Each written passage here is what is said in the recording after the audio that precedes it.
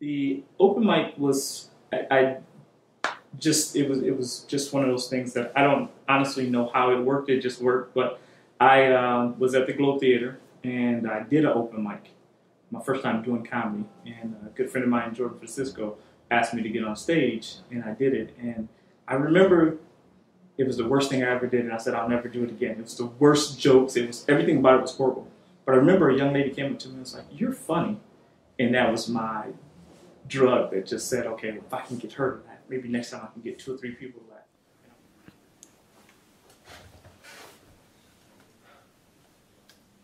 Hi, my name is Charlie Vish, and I'm a local stand-up comedian in Kalamazoo. I started performing comedy actually in the Detroit area at a place called Joey's Comedy Club in Livonia. I was actually concerned that when I got out here to Kalamazoo that I wouldn't be able to perform as much as I had been, because the closest comedy club was actually in Grand Rapids, which isn't really that far of a drive so long as you have a reliable car. What I found out though was that I'd actually be able to perform more often in Kalamazoo than I was actually in the Detroit area, because there is actually a very good comedy scene in Kalamazoo that apparently is a very well kept secret. Kalamazoo currently has 4 open mics running. We have one at Louis Trophy House and Grill. We have one at Shakespeare's Lower Level. There's another one that runs at the 411 Club. And then there's one that runs at Club Boomerang over at Up and Under in downtown Kalamazoo. Also in downtown, we actually recently had a comedy club open up called the Kalamazoo Comedy Company over in Wild Bull. That's cool because it's actually run by 3 local comedians. But where did it all start, and who are these people you're asking? You're probably asking. You're not asking. Well, let me show you. I'm short. The worst thing about being short is buying pants. I don't know if anybody else has this problem. Because it sucks going into somewhere and asking, do you have waist 34, inseam 12? Got that anywhere? Oh, the Weeble Wobble section. I didn't even see that. I'll just roll on over. What do you do for a living? Let's start with that, I guess. Currently I'm unemployed, which is perfect for comedy because it gives me a lot of time to think. I'm actually automotive sales, so new and pre-owned vehicles. So I'm not a full-time comedian. Comedy is just kind of my love, my second love. I actually work in communication at a nonprofit that deals with food safety. So a little bit different day and night, but they both work really well, I think. Oh, I'm unemployed and worthless. Hold on, let me get it. I'm unemployed and worthless. What I do, I'm a flight instructor, and I'm actually currently looking for work. So if you're watching this documentary, like, man, I really want to hire a funny flight instructor. That could be me. You know, I kind of sell windows a little bit for my dad. I kind of still have the keys to a used car dealership. But, I kind of just stopped going in one day. Eric Stewart started a lot of rooms in Kalamazoo. You know, he showed us how we're going to do the booking, how we're going to do the timing, how we're going to go up to bars and talk to them. And we've lovingly referred to him as the Johnny Appleseed of comedy because he kind of planted all these comedy seeds, and then he kind of went off to do, you know, his own thing. But he started these rooms and encouraged us to grow as comedians and to run these rooms. But he really laid the groundwork of how you're supposed to run a show. I had an opportunity in a place to start an open mic, Louis Bar and Grill on North Street here in Kalamazoo. He showed us a lot of things. It was good. We still use it today, and it's just the basic things you need to know of how to run a show. And I just invited and was hosting it, which I still at that point in time knew nothing about comedy. It was just, it had become an addiction. It became a passion, and I wanted it to work, and so I did it, and I made a lot of mistakes. I started out at Louis, ran into a buddy, told me he was doing some comedy over at Louis. I think it was one of the first open mics that started. Louis was awesome. Louis was a big step for me, like just personally, because I loved going there. It's a great room. You know, it's separate from the bar, so you got like an actual place to perform, and you don't have to deal with like the people who don't want to be there. If they don't want to be there, they're out at the bar, and it's like a separate room. But it was just such a great room when it started, and Eric started it, and he didn't want to host. He just wanted to do show. He wanted to, like, you know, have us do all the stuff. We did some shows that was 23 people for open mic, which most open mics are only 10. And so it was a learning experience, but I learned who I wanted to be as a comedian. It's a great room to do jokes and cultivate jokes and have a good time. And honestly, remember why you love comedy and why you do it. I host a comedy open mic at Louis' Trivia House Grill, which is really special to me because Louis was the first place I've ever done comedy. And I was itching at a chance to host because, I just wanted more recognition, and just more opportunities, because when you're hosting, you're up on stage like the entire night. It's for like a minute at a time here and there.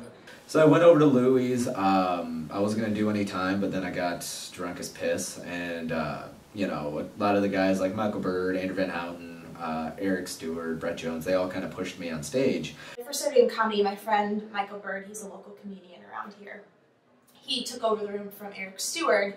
And, this is one of my favorite rooms. I love Louis.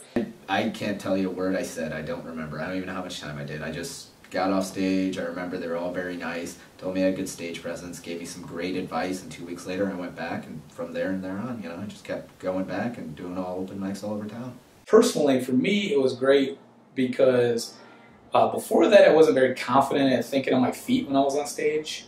And just rolling with if somebody yells something from the crowd, or if a joke doesn't go how I expected it to, oh God, I'm gonna freeze up and not be able.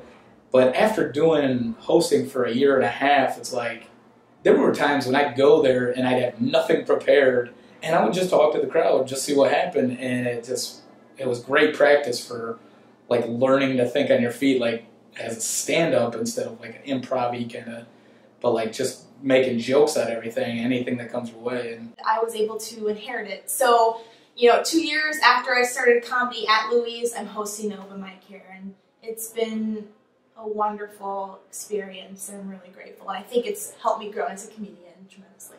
And it's still going on every other Tuesday, and Jen Dama now is doing the open mic. Very funny young lady, and she's got it right. She's got the right amount of comedians. Place looks good. She knows what she's doing. They got a great sound guy down there.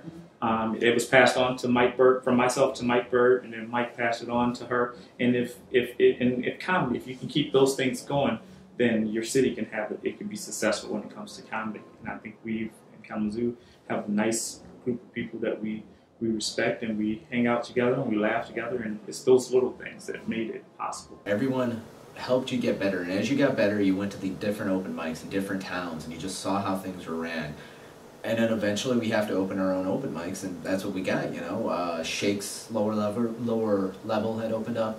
Now Bobby runs that, and he's been doing a great job with it. It's become one of the most popular ones. In addition to our comedy open mics, we also do showcases at Louis and some of the other bars and restaurants around town. And some of them are even charity shows, which I think are extra special because the community has really supported us, whether it's audiences coming to our shows, whether it's businesses supporting us, giving us this venue, putting some trust in us that we'll put on a good show. And so I really love when we can donate proceeds or donate, canned food drive or whatever we can do to give back to the community that has given us a place to grow comedically. And I think that's really special. I love hosting those shows. For the last year or so in Kalamazoo, we've been doing a lot of shows that involve various charitable causes. Honestly, they're legitimate, but I always feel a little bit guilty because we benefit from it so much. The way we did it for a long time was we would bring in what was called a live painting. What we termed for it, we'd bring an artist to be in the back of the stage, and they would do a painting while the comedy show was going on in the background. And for the entirety of the show, everyone who was in the audience could pay $5 for a raffle ticket. At the end of the night, somebody won that painting, and the whole painting raffle money went to a charity of the choice of the artist. It's something that's definitely a mutual arrangement. It helps them to get more exposure for their art and for their name. They get to pick a charitable cause. We worked for Invisible Diseases. We worked for, I believe it was a Schoolcraft Learning Center. We've worked for Kalamazoo Loaves and Fishes. We've worked for a number of charities that were just chosen by the artists and been very successful. And as good as it does for the charities, it was also very good for us because that allows us an enormous amount of advertising alleys that aren't open to us otherwise. I just love comedy, and it happened. Everything kind of gelled together, and it was just a great open mic. How did this come about? You mean this? The Kalamazoo Comedy Company? Yeah. No, this is just like a... Don't draw attention to it. One thing that we were kind of missing in Kalamazoo is a place that was just for comedy. And we actually have one now at the Entertainment District. It's called the Kalamazoo Comedy Company, and it's inside Wild Bull. And it's just for comedy, which is really neat. We do shows every Saturday. In January, they had a winter comedy series. They kicked that off with Pauly Shore, and then they had a summer series. The Comedy Company is the first comedy club in Kalamazoo in the year 2013. We've actually had a bunch of comedy clubs in Kalamazoo come and go, and this is just our latest one. What I think makes this one different is that it's being run by local comedians. But what happened was they were looking to, attendance was a little low in the summer, and it was hard to fill up the giant room that they had for the winter, for the beginning of the year during the winter series. So, I guess they were looking to close it down. I host it with Sonny Pandit and Andrew Van Houten. They're two local comedians in the area who, actually Sonny and I started comedy on the very same day at Louis. So that's kind of a cool, we're kind of like comedy siblings in that way. But it's really cool to have a place that's just for comedy, that the Entertainment District downtown brings a lot of people in, and a lot of those people didn't necessarily, you know, there's some new faces that I haven't seen at some of these bars, so it's really cool to have a new place that's just for comedy that reaches a new audience. Robert Jenkins of Lansing actually shot a message to one of the marketing guys at Entertainment District and named me, Andrew, Van Houten, and Jen Dama. And then they got a hold of us after we had emailed them too, after Robert had told us he emailed them. So what we're doing at the Entertainment District right now is we're trying to build a place for comedy there. So this first few shows in our series, we've been doing sort of a showcase format because a lot of comedy clubs do the feature headliner. It is not, strictly speaking, just a business venture. It's a way for us to find people who we feel are ready to break through, people who are doing feature sets, which is the folks who are right before the headliner at a comedy club. And set up a meeting. They said, well, we'll do this, we'll put you on a trial basis, in which we're on a trial basis right now. We're not making any money. None of the hosts are. But to build comedy here, we wanted to give people a variety, so we sort of switched up the format a little bit. So what we do is we have 3 to 4 comedians do about 20-minute sets each, so you get like a little bit more variety. And that saves us on expenses. It lets us bring everything in really low cost, and we're trying to fill people up here and let them see people who are really funny but haven't quite broken through yet. So again, that really helps the comedians who we bring in because it gives them that kind of headliner status, and it helps us fill a room with really funny people without having to go find folks who've been from Comedy Central and cost $10 million to book. But what happens is you pay for the cover. It's $5 already to get into Entertainment District. Well, that $5 will come to us if you say you're coming to the comedy club, plus they'll get you into the bars. It'll show the room's profitable, and it can be profitable because they were averaging maybe 20 to 30 in attendance over summer, which was very low. 80 when it was in the big room, but that seated about 300. And you know, the highest they got was 220. It was a Mike Bonner night. I remember he had performed, and they needed to see attendance just go up. So that's what we're doing to start to give people kind of a taste that there's so many different styles of comedy. We try to mix it up at each show.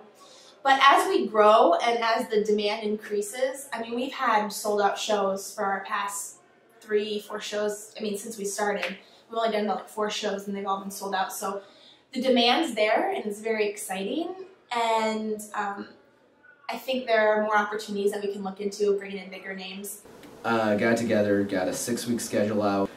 We've sold out the first 3 shows. Our soft launch was over capacity by a lot. Second show was over capacity. Third show was over capacity. Like it seats about 60. We can, if we bring in extra chairs, about 70. Move a couple tables, 80.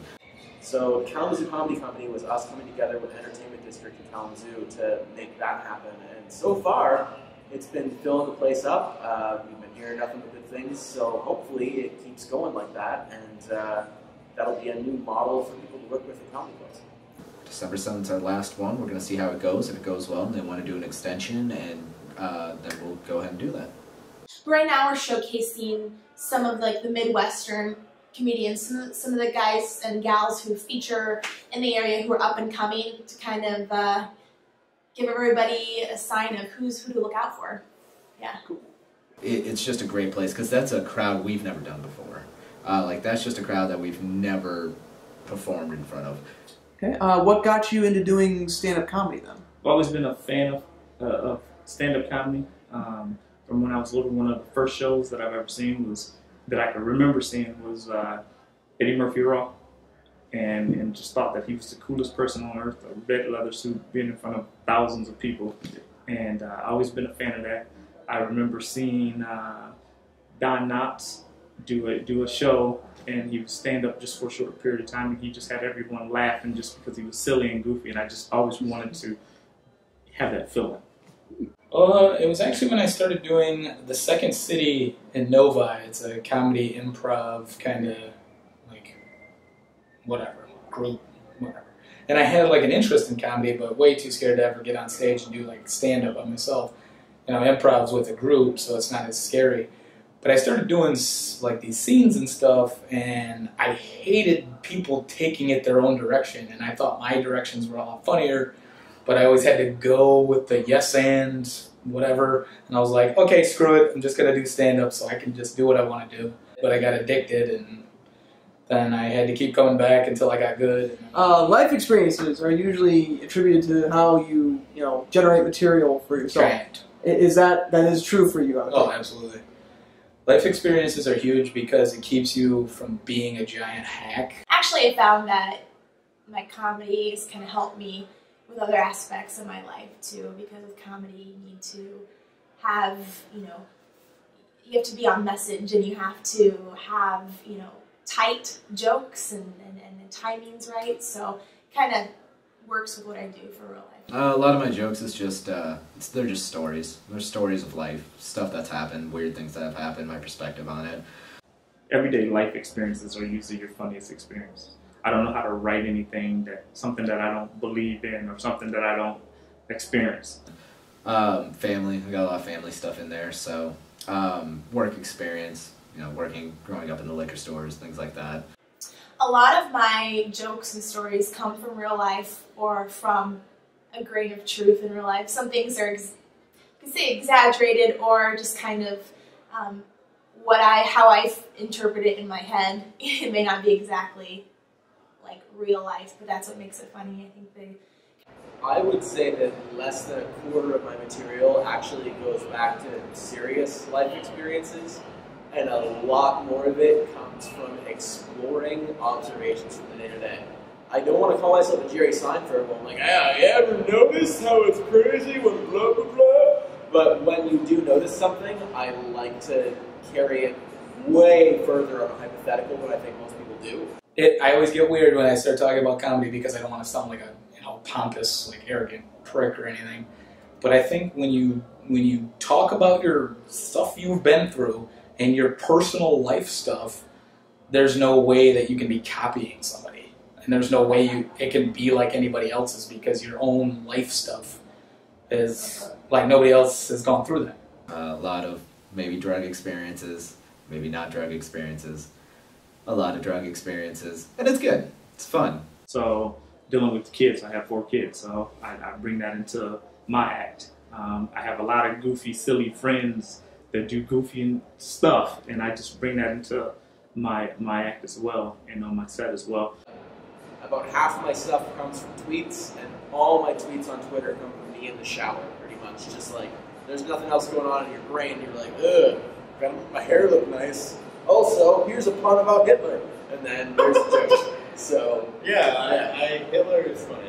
Actually, I try to separate work from comedy in the sense of what I say and make fun of, because you never know what's going to come back and bite you in the butt.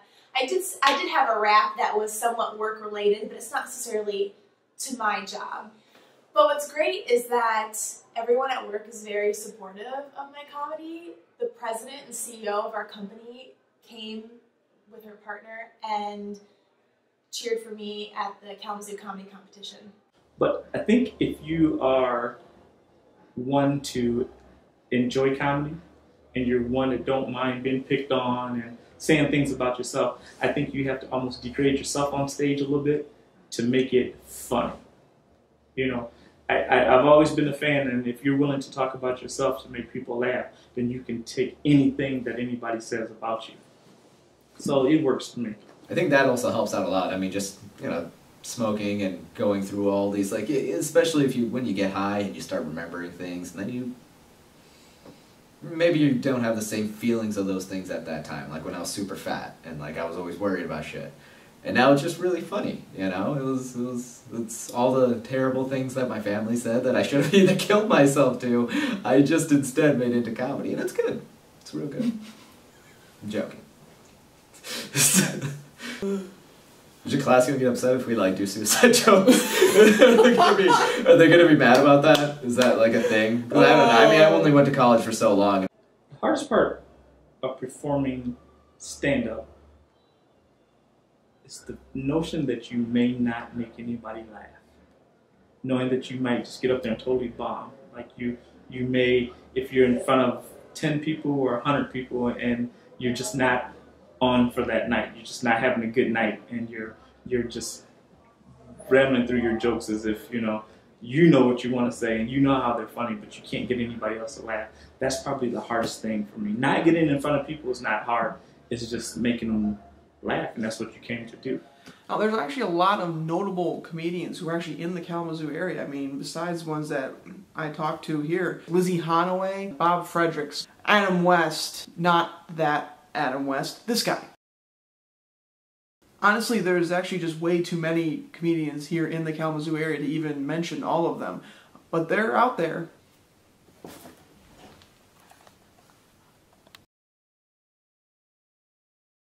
Get the rap really quick. Okay, so the rap, this is like one of the first things I did. It goes to Nicki Minaj's song, Bottoms Up. Is it Trey Songz and Nicki Minaj? God, I think how it goes. Right?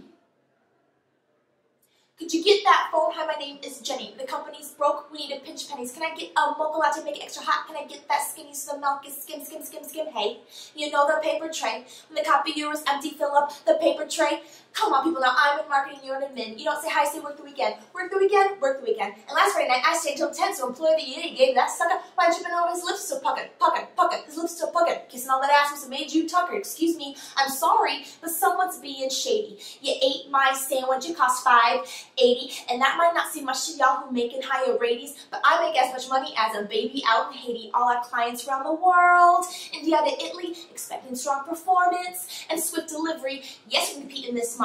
Yes, profits can be explosive. You can listen to me or get on with it, but I got ideas to double our grosses. Bottoms up. Wow, that was wild. And then it's all coming back to me now. That was one of my first ones. Thanks. I'm sweating now. Oh, that was intense.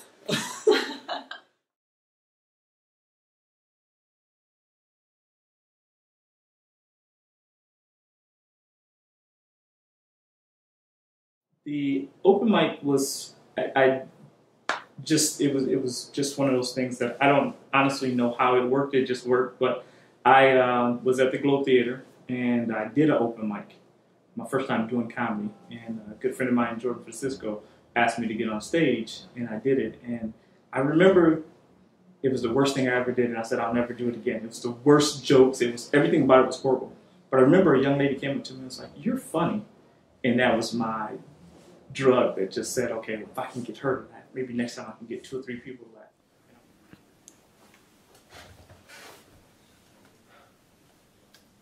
Hi, My name's Charlie Vish, and I'm a local stand-up comedian in Kalamazoo. I started performing comedy actually in the Detroit area at a place called Joey's Comedy Club in Livonia. I was actually concerned that when I got out here to Kalamazoo that I wouldn't be able to perform as much as I had been because the closest comedy club was actually in Grand Rapids, which isn't really that far of a drive so long as you have a reliable car. What I found out though was that I'd actually be able to perform more often in Kalamazoo than I was actually in the Detroit area because there is actually a very good comedy scene in Kalamazoo that apparently is a very well kept secret. Kalamazoo currently has 4 open mics running. We have one at Louis Trophy House and Grill. We have one at Shakespeare's Lower Level. There's another one that runs at the 411 Club. And then there's one that runs at Club Boomerang over at Up and Under in downtown Kalamazoo. Also in downtown, we actually recently had a comedy club open up called the Kalamazoo Comedy Company over in Wild Bull. That's cool because it's actually run by 3 local comedians. But where did it all start and who are these people you're asking? You're probably asking. You're not asking. Well, let me show you. I'm short. The worst thing about being short is buying pants. I don't know if anybody else has this problem. Because it sucks going into somewhere and asking, do you have waist 34, inseam 12? Got that anywhere? Oh, the Weeble Wobble section. I didn't even see that. I'll just roll on over. What do you do for a living? We'll start with that, I guess. Currently I'm unemployed, which is perfect for comedy because it gives me a lot of time to think. I'm actually automotive sales, so new and pre-owned vehicles. So I'm not a full-time comedian. Comedy is just kind of my love, my second love. I actually work in communication at a nonprofit that deals with food safety.